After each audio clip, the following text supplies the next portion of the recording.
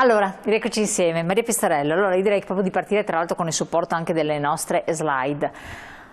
Queste benedette situazioni che non sono questi diritti inespressi, che tante persone, eccolo qua, facciamo i conti, spieghiamolo bene che cosa si tratta, perché effettivamente sono cose un po' che noi umani non possiamo concepire, ma di fatto bisogna farsene una ragione. Ecco, noi li abbiamo chiamati diritti inespressi, vuol dire che sono quelli diritti di cui il pensionato, che il pensionato può rivendicare, ma non vengono riconosciuti automaticamente, anche perché non ci sono al momento dell'andata in pensione, ma maturano col maturare dell'età.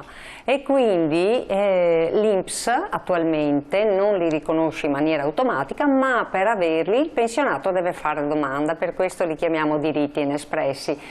Noi dello SPI-CGIL, attraverso il controllo della pensione, riusciamo a controllare proprio la pensione per capire se la situazione reddituale del pensionato può dare corso a una domanda per il riconoscimento di alcuni di questi diritti.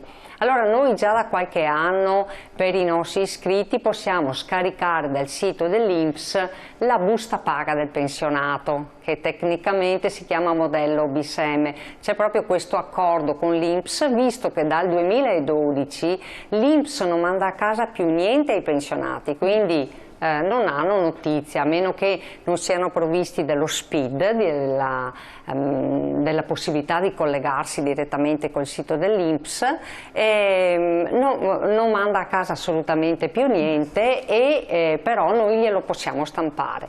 Lo stampiamo, vediamo la situazione familiare, la situazione reddituale del pensionato e del coniuge, e da quello riusciamo a stabilire se ha diritto o no alla rivendicazione di diritti inespressi. Cosa sono i diritti inespressi? Partiamo da maggiorazione della pensione che di fronte a redditi bassi può essere richiesta dai 60 anni in su. Poi c'è l'incremento della pensione. Ecco, la maggiorazione della pensione, in che casi può essere richiesta? Nel caso cioè, ci sono delle situazioni? Sì, certo, dobbiamo trovarci di fronte a una pensione solamente integrata al trattamento minimo attualmente, che è di 524 euro mensili. Se un pensionato vede che ha solo questa pensione qua, si può fare la domanda: ma io avrei diritto a qualcosa di più rispetto a questa integrazione al trattamento minimo? Ecco che se il reddito familiare lo consente, se il pensionato non ha altre entrate, altri redditi, si può chiedere la maggiorazione della pensione. Poi scatta anche con i 70 anni di età, ma può essere anche questa anticipata, scatta il diritto all'incremento della pensione. Poi c'è la famosa 14ª mensilità, la somma aggiuntiva, che viene erogata il 1° luglio, a partire dal mese di luglio di ogni anno, a coloro che hanno almeno 64 anni di età. Ecco che l'INPS in questo caso la riconosce in maniera automatica, ma talvolta ci è capitato, talvolta anche spesso posso dire, che non viene riconosciuta. Il pensionato, sapendo che ha il compimento del 64esimo anno di età, con un reddito da pensione e nessun altro reddito, oppure con un reddito da pensione e altri redditi che però non gli facciano superare la soglia di 1000 euro mensili di reddito, può avere diritto alla 14ª. Chiaro. Un attimo solo che leggo questa cosa qua, sì. Ricordiamo questa. Allora, carissima Elena, la seguo sempre con interesse, soprattutto per il servizio che fate per i pensionati.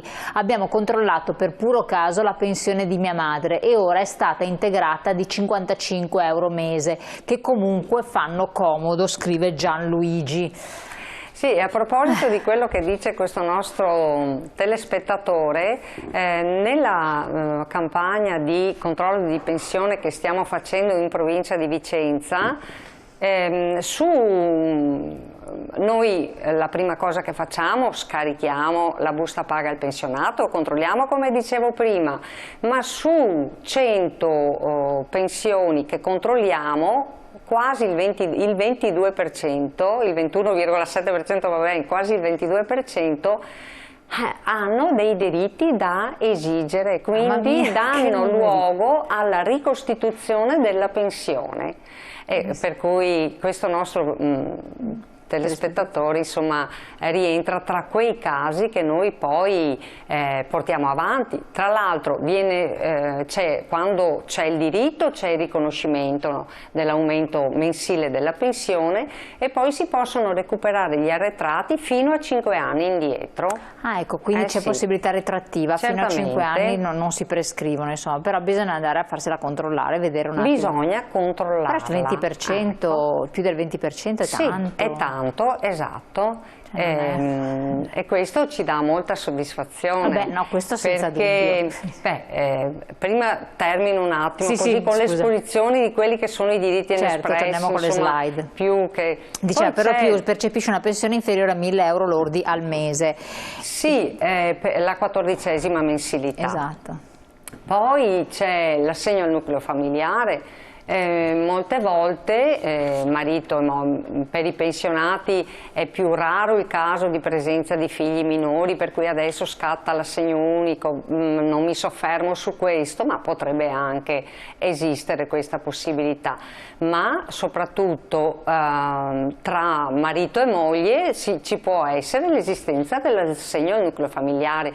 Molti non se ne preoccupano, non fanno la domanda perché magari pensano di non averne diritto. E invece, controllando le pensioni, abbiamo scoperto che ci sono molti diritti che non sono stati richiesti proprio per quanto riguarda l'assegno al nucleo familiare. Torniamo sull'assegno al nucleo familiare, un attimo che leggo questo, mi fermo. Ogni venerdì vi seguo sempre e mi date sempre tanti suggerimenti. Sono una nonna molto attiva di 78 anni, vedova ma molto felice con i miei nipoti, Franca. Ecco, vede che dà un po' di soddisfazione. Bene. Assegno al nucleo familiare. Nucleo familiare, quello che vi anticipava Rosanna prima, molto importante, in presenza di una persona non autosufficiente con insomma una invalidità al 100% e titolare di una pensione di reversibilità, questa persona può ottenere l'assegno al nucleo familiare per se stessa. Sembra un controsenso, no? Perché il nome stesso lo dice, ma invece il pensionato singolo invalido al 100% con pensione di reversibilità ha diritto all'assegno per se stesso, quindi anche su questo fronte ne abbiamo trovati e qui si tratta, siccome i livelli di reddito a cui stare dentro sono elevati, si tratta di avere anche nella maggior parte dei casi 52 euro al mese in più, il che non è assolutamente da buttare via. Forse era questo anche il caso. Forse era il caso. Esatto, l'assegno familiare normalmente, perché dicevate anche tra coniugi, cosa vuol dire quando viene in presenza di due coniugi? Sì, viene riconosciuto in base a dei livelli di reddito.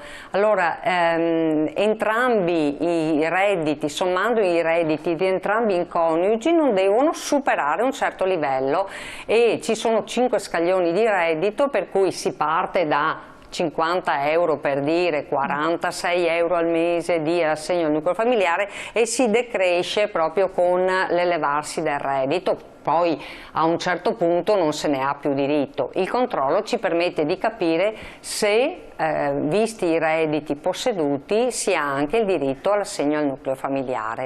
Che quindi è sempre un'integrazione importante. È un'integrazione importante, anche qui vengono riconosciuti poi gli arretrati.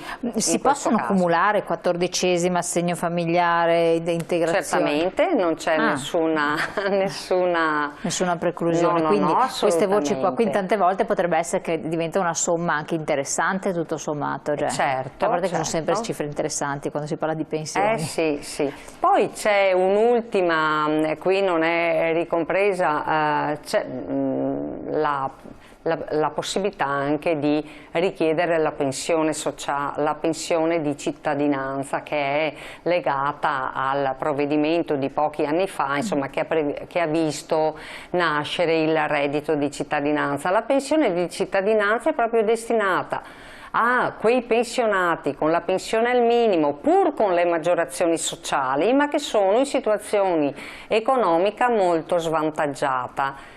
io ai pensionati in queste condizioni la consiglio. In questo caso bisogna fare l'ISEE ed è il CAF stesso che, una volta fatto l'ISEE, è in grado di stabilire se si può fare domanda di pensione di cittadinanza oppure no. Quindi tante cose, no, che si possono controllare e che si possono verificare a partire proprio dalla situazione economica del pensionato, e che non si sanno spesso e che però, lo voglio ripetere, in questo caso stiamo parlando di pensioni medio-basse. Adesso i 1.000 euro mensili lordi sono per coloro che hanno diritto alla 14ª.